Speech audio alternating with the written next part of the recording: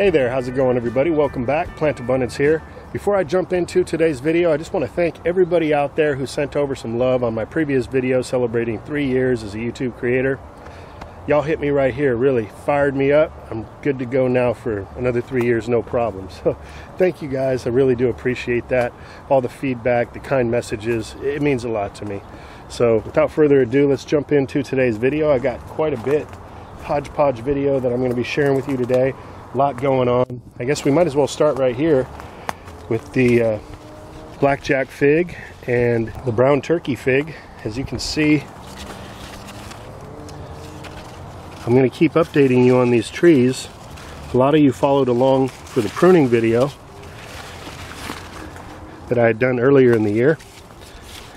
And now I just want to show you what we're dealing with here. Just an abundance of figs all over these trees.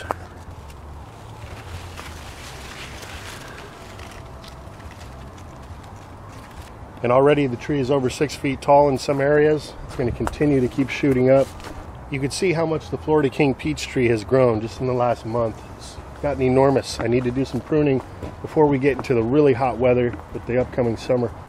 There still are some fruits. That one's not quite ready to go. And here's a quick look at the Peter's honey fig. We're getting a really nice fruit set on this tree. This was another one of the trees that I did pretty heavy pruning on. So I just want to show you an update how things are coming along here. And this tree is actually almost probably about 8 feet tall now in some areas. So the ground cherries are starting to ripen up. I've got probably a couple dozen or so of these plants scattered all throughout the landscape. This one is being grown as a ground cover, as most of them are, below this kumquat tree. And the way you tell if the fruit is ripe, you just look under and around the plant and it will drop these little tomatillo looking fruits. They're covered in this paper husk. Some of these will be much larger than this one, but let's see if there's any more. Here's another one, another couple. Here's one growing atop the hugel culture. Several berries down here. But this truly is an abundant plant, just loaded with fruits. Very easy to grow. Just gonna see if I can collect a few more.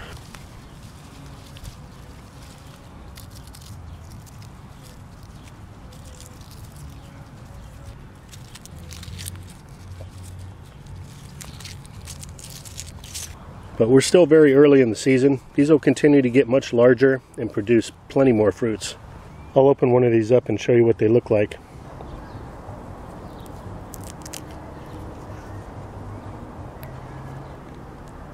So just a little orange fruit.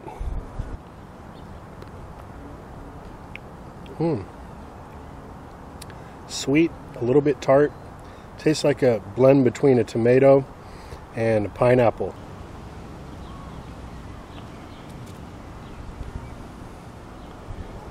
You like that abundant tree kale, Gene?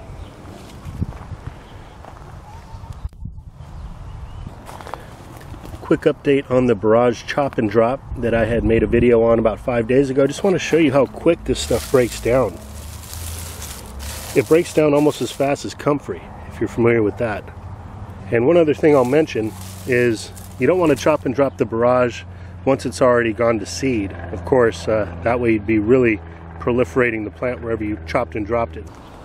And here we've got yet another use for an old trampoline. I've got this trampoline working as a shade cloth, protecting this young Mexicola avocado tree. It had gotten a bit sunburned last year, even though I was doing some protecting, so I wanted to offer it more protection this year. And it looks like it's coming through on the camera. It's getting just enough sunlight through the shade cloth. Now I've got this back side exposed because this is eastern facing, so when the sun's rising in the morning, it's able to get some morning sun before it's too potent. But then in the afternoon, as the sun starts shining on this direction, it's getting the protection from the trampoline. So this works really great.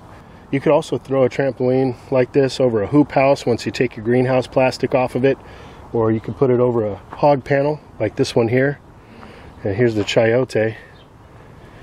It's about 5 feet tall now, crawling up this hog panel. And you could use this material to help protect your young seedlings before you transplant out into the garden from too much sun exposure. It's June 3rd and the stinging nettle is past its prime at this point. We're getting pretty hot, so it's actually starting to go to seed. And the seeds can be collected and used as a sort of a superfood themselves. But what I'm going to end up doing is chopping this all down, blending it up, and making a liquid fertilizer. Here's another one of the Chayote vines crawling up this hog panel here. Hoping to have this loaded down with Chayote squash later in the season. You can also harvest these tips and stir fry those up or even eat them raw. The cardoon has now began to blossom. And what a beautiful flower it is. And check out the ginormity of these goji berry plants. Over 10 feet tall. Now these plants over here, they have a few flowers, not many fruits forming on them as of yet. But you can see over on this specimen how the plant begins to weep as it becomes weighted down with more berries. And this one here has some ripe berries on it already.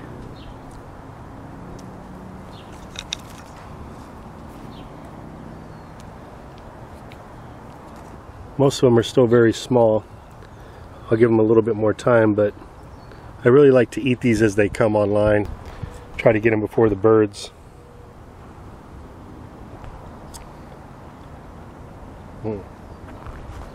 Here's a new hibiscus edition. This variety is known as Desire. Really beautiful flower. You can make a tea out of the petals. The Kingstrophaerias have halted production for the meantime. Hopefully they'll be coming back soon. We've been in the mid-80s for the last few days. And over here I've got a red currant. It's finally starting to put off some little berries. This plant's been in the ground a couple years. These Aronia berries have been growing here for 3 years. And they're just putting off a lovely fruit set. Now, though these aren't the best fruits to eat straight out of hand, they're a bit tart, a little bitter. They're extremely high in antioxidants, 3 times that of blueberries. And these are great for adding into smoothies. You can make preserves, jams, pies, even wine out of these things. I've got 3 shrubs here in total, and they're just kind of growing together. They spread out. You can see here a new shoot coming up. This is about a foot away from the original planting over here. There's another shoot coming up right here. But they're easy to control. I had planted these bushes about 3.5 feet away from each other, and I wanted them to kind of blend together to form one hedge, and it looks like that's going to work out just perfect. Well, those are the updates for now. There's plenty more I want to share with you, but the sun's going down. It's time to make dinner, so I'm going to get this video uploaded and check in with you guys real soon. So thank you all for watching, and so with that, have yourself a great evening, and I hope this video finds you and finds you well. Take care, everybody. I'll be talking to you again soon.